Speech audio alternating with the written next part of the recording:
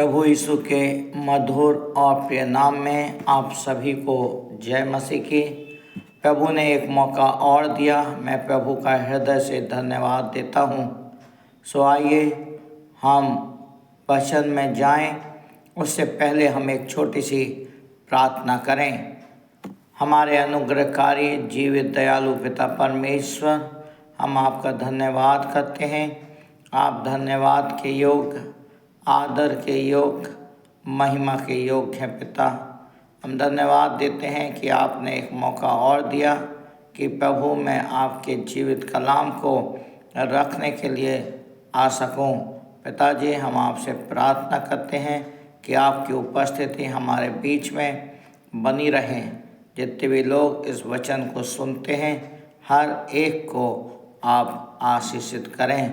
प्रार्थना प्रभु यीशु के नाम से मांगते हैं, सुनिए और ग्रहण कीजिए। आमीन। हालेलुया। परमेश्वर का धन्यवाद कि परमेश्वर ने एक मौका और दिया कि मैं प्रभु के जीवित कलाम को आपके सामने रख सकूं। आज का जो जीवित कलाम है जो हमें मिलता है वो है भजन संहिता, उसका 16 अध्याय और 11 पद। Psalm chapter 16 verse 11। यहाँ पर इस प्रकार से लिखा हुआ है, तू मुझे जीवन का रास्ता दिखाएगा, तेरे निकट आनंद की भरपूरी है। ये प्रभु का जीवित कलाम है, इसके पढ़े और सुने जाने पर आशीष होवे।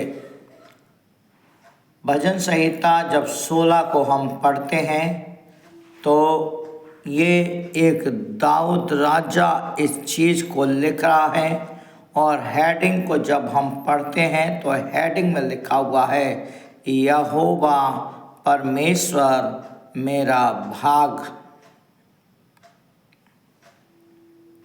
यहोवा परमेश्वर मेरा भाग। मेरे प्रियो, और यहाँ पर लिखा है, तू मुझे जीवन का रास्ता दिखाएगा, तेरे निकट आनंद की भरपूरी है, और तेरे दाहिने हाथ में सुख सर्वदा बना रहता है। 3 चीज़ें यहाँ पर देखने पा रहे हैं, 3 बातें हैं। पहला, तू मुझे जीवन का रास्ता दिखाएगा। रास्ता 2 हैं बाइबल में जो लिखा है, एक है चौड़ा मार्ग, एक है सकरा मार्ग। मनुष्य अपने अनुसार चुनता है और उसके अनुसार चलता है, लेकिन जब हमारा भाग प्रभु यीशु मसीह बन जाता है तो वो आपको जीवन का रास्ता दिखाता है। जीवन का रास्ता जो कठिन तो है, डगर कठिन है, परेशानी भरी है, लेकिन वो आपको जीवन की ओर पहुंचाता है। और जो चौड़ा मार्ग है वो विनाश की ओर पहुंचाता है। तो पहली बात वो बता रहा है, तू मुझे जीवन का रास्ता दिखाएगा। रास्ता आप चल रहे हैं, लेकिन वो रास्ता आपका कहाँ जा रहा है? कई बार मनुष्य अपने रास्ते को खुद चुनता है और वो बाद में फिर पछताना पड़ता है। लेकिन जब आप अपने रास्ते को प्रभु के अनुसार चलाते हैं, जब आप अपने रास्ते को प्रभु के हाथों में देकर चलते हैं, तो वो आपको जीवन का रास्ता दिखाएगा। दूसरी बात वो बता रहा है, तेरे निकट आनंद की भरपूरी है। आनंद आनंद और खुशी में अंतर है मेरे प्रियो। आपको आनंद चाहिए तो उसकी निकटता में आपको आना पड़ेगा। जब आप उसकी निकटता में आ जाओगे तो क्या करेगा वो? आपको आनंद की भरपूरी दे देगा। और तीसरी बात वो कहता है, तेरे दाहिने हाथ में सुख सर्वदा बना रहता है। क्यों इस बात को लिखा है मालूम है आपको?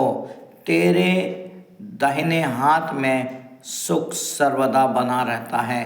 उसके पीछे का कारण है, यिर्मयाह नबी लिखता है, मैं तुझे अपने धर्ममय दाहिने हाथ से संभाले रखूंगा। मैं तुझे अपने धर्ममय दाहिने हाथ से संभाले रखूं।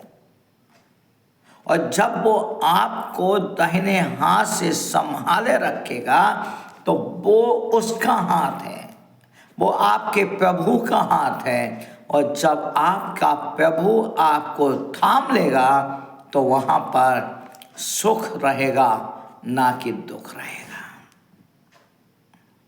आपके परिवार में सुख आ जाएगा, आपके व्यक्तिगत जीवन में सुख आ जाएगा, आपके बच्चों के जीवन में सुख आ जाएगा, क्योंकि वो सुख प्रभु अपने हाथों में थामे रखता है। जब प्रभु आपको थामे रखेगा तो प्रभु आपके परिवार को क्या करेगा?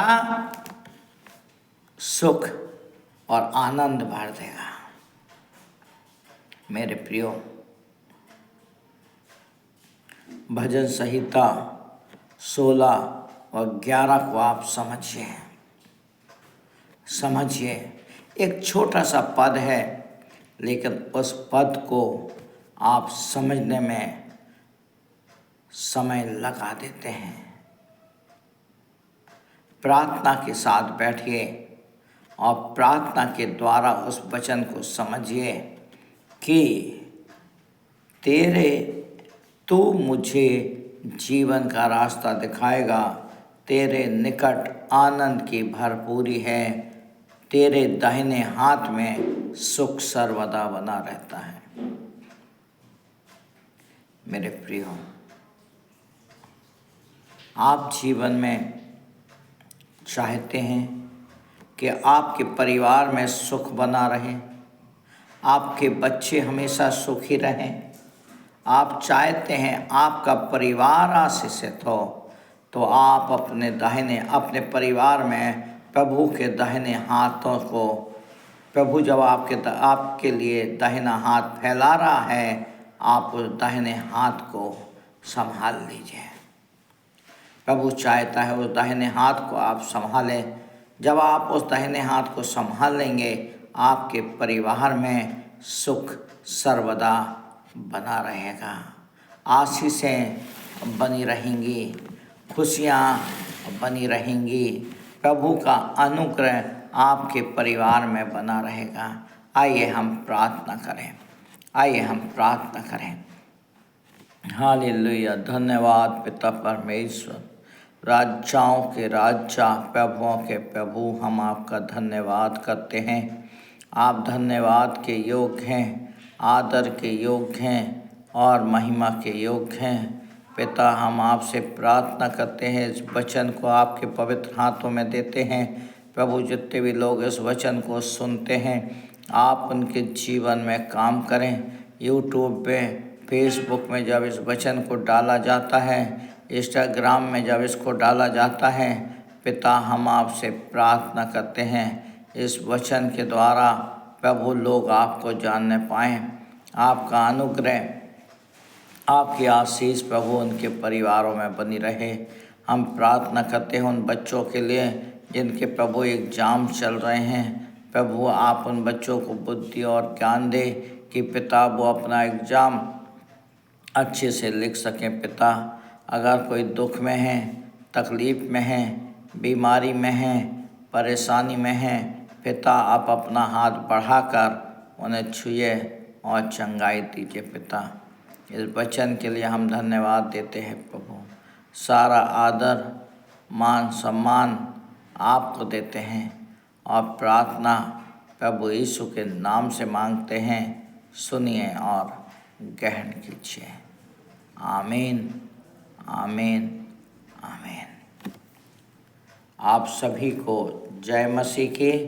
परमेश्वर आप सबको बहुत आशीष दे। परमेश्वर का हाथ आपके ऊपर बना रहे। अगर आपके पास कोई भी प्रार्थना निवेदन है, आप हमें भेज सकते हैं।